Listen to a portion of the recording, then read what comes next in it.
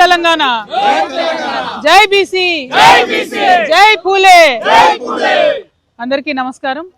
తెలంగాణ జాగృతి ఆధ్వర్యంలో గత 2.5 సంవత్సరాల క్రితం నుంచి మొదలుపెట్టి మరి అసెంబ్లీలో పూలే గారి విగ్రహం ఉండాలని మేము డిమాండ్ చేయడం జరిగింది. ఆనాడు అనేక మంది అనేకమైనటువంటి మాటలని మమ్మల్ని విమర్శించారు. కానీ ఇవాళ మేము చేసినటువంటి వరుస పోరాటాలతోని దిగి వచ్చినటువంటి ప్రభుత్వం మరి పూలే గారి విగ్రహాన్ని ట్యాంక్ బండ్ మీద పెట్టడానికి వారు ప్రయత్నాలు ప్రారంభించినారు. కానీ ఇది పాక్షిక విజయం మాత్రమే. ఇక్కడ పెట్టడం అనేటటువంటిది వారి గౌరవానికి సంపూర్ణంగా మంచిదని నేను అనుకోవడం లేదు. ట్యాంక్ బండ్ మీద ఉండడంతో పాటు అసెంబ్లీలో పూలే గారి విగ్రహం ఉండాల్సిందే అనేది తెలంగాణ జాగృతి బలంగా నమ్ముతూ ఉన్నది. మరి ఇవాళ కాంగ్రెస్ ప్రభుత్వం పెట్టకపోతే రేపు పొద్దున జాగృతి ప్రభుత్వం ఏర్పడ్డప్పుడైనా పూలే గారి విగ్రహాన్ని అసెంబ్లీలో ఖచ్చితంగా పెడతామని తెలియజేస్తూ ఉన్నాం. మరి ఇక్కడ ఇవాళ మేము సైట్ విజిట్ చేయడం జరిగింది. ఇక్కడ ఉన్నటువంటి ఎవరైతే ఈ పనులు చేస్తూ ఉన్నారో వాళ్ళు చెప్తా ఉన్నారు, ఇంతవరకు విగ్రహానికి సంబంధించి కూడా ఒక విగ్రహం ఉంటుందా లేకపోతే అమ్మ సావిత్రిబాయి గారితో కలిసి విగ్రహం ఉంటుందా అనేటటువంటి క్లారిటీ ప్రభుత్వం ఇవ్వడం లేదు. అదేవిధంగా మేము కోరుతా ఉన్నాం, ఎప్పుడంటే అప్పుడు ప్రజలు వచ్చి వారికి నివాళులు అర్పించుకునే విధంగా, వారి నుండి స్ఫూర్తి పొందే విధంగా ఏర్పాట్లు ఉండాలి. అందరికీ ఎప్పుడు ఓపెన్గా ఉండాలి. ఈ విగ్రహం క్లోజ్ చేసి పెట్టొద్దు. అదేవిధంగా ఈ చుట్టుపక్కల ఉన్నటువంటి అనేక విగ్రహాలకు సరిసమానంగా ధీటుగా అంతే ఎత్తులో అంతే గంభీరంగా ఈ విగ్రహం ఉండాలని చెప్పి మేము ప్రభుత్వాన్ని డిమాండ్ చేస్తూ ఉన్నాం. విగ్రహాలు ఒకటే కాదు, బీసీల రిజర్వేషన్ పట్ల కూడా మరి ప్రభుత్వం చిత్తశుద్ధితో లేదనే విషయం మొన్న జరిగినటువంటి మున్సిపల్ ఎన్నికల్లో మనందరం కూడా చూడడం జరిగింది. ఇప్పటికైనా రేవంత్ రెడ్డి గారు జెడ్పీటీసీ ఎంపీటీసీ ఎన్నికల్లో అయినా రిజర్వేషన్ వర్తింపజేయాలంటే ఇప్పటికైనా కనీసం మీరు అఖిలపక్షం ఢిల్లీకి తీసుకొని వెళ్ళాలి. ఇప్పటికైనా మీరు నరేంద్ర మోడీ గారి ప్రభుత్వాన్ని డిమాండ్ చేయాలి, మీ దగ్గర పెండింగ్లో ఉన్న బీసీ రిజర్వేషన్ బిల్లు పాస్ చేయాలని చెప్పి.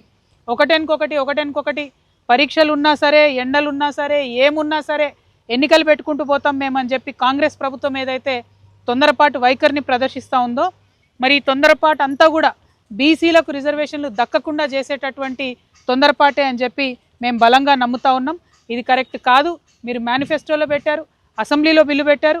దీన్ని సంపూర్ణంగా అయ్యేంత వరకు కూడా చేయాల్సినటువంటి గురుతరమైన బాధ్యత మీ మీద ఉంటుందని చెప్పి ఈ సందర్భంగా తెలియజేస్తూ, మరి రాబోయే బడ్జెట్ సెషన్లో బీసీలకు మీరు మేనిఫెస్టోలో పెట్టిన విధంగా 20,000 కోట్లను ఇవ్వాలని చెప్పి నేను డిమాండ్ చేస్తూ ఉన్నాను. పోయిన 2 సంవత్సరాలు కూడా మీరు 20,000 కోట్లు పెట్టలేదు. పెట్టిన దాంట్లో కనీసం 30% కూడా మీరు ఖర్చు పెట్టలేదు. కాబట్టి బీసీల పట్ల చిత్తశుద్ధి ప్రదర్శించాలంటే బడ్జెట్లో 20,000 కోట్లు పెట్టండి.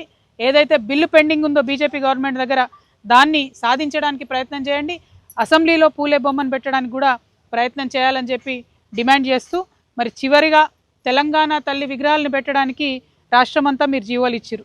మేము మళ్ళీ మా జాగృతి నుండి చెప్తా ఉన్నాం, తెలంగాణ తల్లి అనేటటువంటిది ఉద్యమ కాలంలో ఎట్లా ఉండేనో అటువంటి తల్లియే తెలంగాణ తల్లి. బతుకమ్మ లేని తల్లి తెలంగాణ తల్లి కాదు, అది కాంగ్రెస్ తల్లి మాత్రమే. మీరు ఎన్ని విగ్రహాలు పెట్టుకున్నా, మీ అధికార దర్పం ప్రదర్శించి ఎన్ని జీవోలు ఇచ్చినా ప్రజల హృదయాల్లో మాత్రం ఆ బొమ్మకు అమ్మ స్థానం లభించదని చెప్పి తెలియజేస్తూ, బీసీల పట్ల మీ చిత్తశుద్ధిని ప్రదర్శించుకోవాలని ముఖ్యమంత్రి గారిని డిమాండ్ చేస్తా ఉన్నాను. Thank you. జై తెలంగాణ, జై జాగృతి, జై పూలే. మున్సిపల్ ఎన్నికల్లో 60-65% చైర్మన్లు ఇచ్చాము, బీసీ చాలా మంది గెలిపించుకున్నాం అన్నటువంటి ఆలోచన వాళ్ళు చెప్తున్నారు. అంటే ఒక్కటండి, ఒక కార్పొరేషన్స్ ఏవైతే మన రాష్ట్రంలో ఉంటాయో దాదాపు 74 కార్పొరేషన్లు ఈపాటికే ప్రభుత్వం ఇచ్చి ఉన్నది. అందులో అగ్రకులానికి సంబంధించిన ఒకే ఒక కులానికి మరి ప్రభుత్వం కట్టబెట్టడం జరిగింది. నామినేటెడ్ పోస్టులు ఎందుకు ఇవ్వాలి, ఎవరికి ఇవ్వాలి? ఎవరైతే డైరెక్ట్ ఎలక్షన్లో గెలవలేరో అటువంటి బీసీ వర్గాల నుంచి, అటువంటి ఎస్సీ వర్గాల నుంచి, మహిళల నుంచి, మైనారిటీస్ నుంచి, ముస్లిమ్స్ నుంచి, క్రిస్టియన్స్ నుంచి తీసుకొని ఇవ్వాలి. కానీ అట్లా ఇవ్వకుండా ఎవరైతే అగ్రవర్ణాలు ఉంటారో, ఎవరైతే బలమైన వర్గాలు ఉంటారో వాళ్ళకే నామినేటెడ్ పోస్టులు ఇస్తాం, వాళ్ళకే ఎలక్టెడ్ పోస్టులు ఇస్తామని చెప్పడం కరెక్ట్ కాదు. ఇవాళ బీసీలలో జాగృతి లాంటి సంస్థలు, ఆర్ కృష్ణయ్య గారు లాంటి పెద్దలు చేసినటువంటి పోరాట ఫలితంగా బీసీలలో చైతన్యం వచ్చింది. కాబట్టే మొన్న ఎన్నికల్లో ఆ రిజల్ట్ వచ్చింది. ఏ సీట్లో బీసీలు నిలబడ్డ గెలిపించుకున్నారు కాబట్టి ఆ రిజల్ట్ వచ్చింది. అందులో ప్రభుత్వం చేసింది ఏమీ లేదు. ప్రభుత్వం ఏదైతే పెడతామని చెప్పినటువంటి బిల్లు ఏదైతే ఎలక్షన్ల కోసమే కాదు నేను మాట్లాడేది, ఖచ్చితంగా విద్యలో, ఉద్యోగాలలో కూడా పిల్లలకు ఉపయోగపడుతుంది. కాబట్టి ఆ ప్రయత్నం చేయాలని చెప్పి ప్రభుత్వాన్ని నేను డిమాండ్ చేస్తూ ఉన్నాను. Thank you. Professor Jayashankar sir విగ్రహం కూడా లేదు ట్యాంక్ బండ్. మేము తెలంగాణ జాగృతి నుండి ప్రొఫెసర్ జయశంకర్ గారి విగ్రహాన్ని ఇవ్వాలని గత బీఆర్ఎస్ ప్రభుత్వంలో కూడా అర్జీలు పెట్టి ఉన్నాము. ఈ ప్రభుత్వానికి కూడా పూలే గారి జయంతి తర్వాత అర్జీ పెడతాం. ఎందుకంటే August 6th Jayashankar sir birthday కాబట్టి ఆ లోపల ఇచ్చేటట్టుగా పెడతాము. మేము తెలంగాణ జాగృతి యాజ్ ఎ ఆర్గనైజేషన్ మేము టేక్ కేర్ చేస్తాము. వారు ఏదైనా ప్లేస్ మాకు అలొకేట్ చేస్తే సంపూర్ణంగా ఖర్చు ప్రభుత్వానికి లేకుండా మన తెలంగాణ ఆత్మగౌరవానికి ప్రతీక అయినటువంటి జయశంకర్ సార్ని నిలబెట్టుకోవడానికి మేము ముందడుగేస్తాం. ప్రభుత్వానికి పూలే జయంతి తర్వాత అప్లికేషన్ పెడతాం. నిధులు విడుదల చేసింది కదా రాష్ట్ర ప్రభుత్వం తెలంగాణ విగ్రహం పేరిట. గతంలో బీఆర్ఎస్ ఒక స్టేట్మెంట్ చేసింది, సెక్రటరియట్ ఎదురుగా ఉన్నటువంటి రాజీవ్ గాంధీ విగ్రహాన్ని తీసేస్తాం, సెక్రటరియట్ లోపల ఉన్నటువంటి విగ్రహాన్ని కూడా తీసి తరలిస్తాం, ఒరిజినల్ తెలంగాణ తరలిస్తాం. మరి ఇప్పుడు రాష్ట్ర వ్యాప్తంగా పెడతా ఉంటారు, నిధులు విడుదల చేసింది. మీరు ఏంటి మీ స్టేట్మెంట్? నేనేమంటున్నా, ఇవాళ అధికారం ఉంది కాబట్టి ప్రతి చోట పెడతాం, ప్రతి కలెక్టరేట్లో పెడతాం అంటున్నారు కదా. అట్లా బలవంతంగా ప్రజల మీద ఒక ప్రతీకను రుద్దినటువంటి ఏ ప్రభుత్వాలు కూడా బాగుపడలేదు. వినాశకాలే విపరీత బుద్ధి అంటారు. కాబట్టి ఆ ప్రయత్నం కాంగ్రెస్ ప్రభుత్వం చేస్తుందని నేను అనుకుంటున్నా.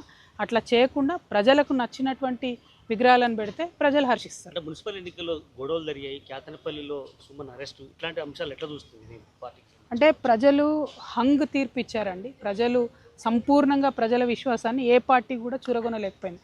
బీఆర్ఎస్ పార్టీ ప్రతిపక్షంగా విఫలమైంది కాబట్టి ఏ ఒక్క హామీ కూడా నెరవేర్చకుండా కాంగ్రెస్ పార్టీకి ఇలా బెటర్ రిజల్ట్ వచ్చింది. అదే బీఆర్ఎస్ పార్టీ అడుగడుగున నిలదీసి ఉంటే ప్రజలకు కొంచెం కాన్ఫిడెన్స్ వచ్చేది.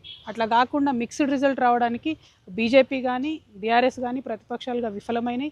కాంగ్రెస్ పార్టీ ఒక్క హామీ నెరవేర్చకపోయినా బెటర్ రిజల్ట్ వచ్చిందంటే డబ్బు అధికారము అన్నీ వాడుకున్నారు. ఎక్కడెక్కడైతే హంగ్ వచ్చిందో, ఇండిపెండెంట్స్ ఉన్నారో అక్కడ అన్ని చైర్మన్లు కాంగ్రెస్ కైవసం చేసుకున్నది. సో క్లియర్గా అర్థమవుతూ ఉంది. సో ప్రతిపక్షాలు ఎక్కడైతే విఫలమవుతాయో ఇట్లా ప్రజాస్వామ్యం అపహాస్యం అవుతుంది. కాబట్టి మేము ప్రతిపక్ష పాత్ర పోషిస్తున్నాం. మేము అన్ని విషయాల్లో గవర్నమెంట్ ఎండగడతా ఉన్నాం. బడ్జెట్ రాబోతా ఉంది కాబట్టి అన్ని విషయాల్లో కూడా ప్రభుత్వాన్ని అడుగుతాం. కార్యాచరణ ఉండబోతుంది. Thank you. జై తెలంగాణ.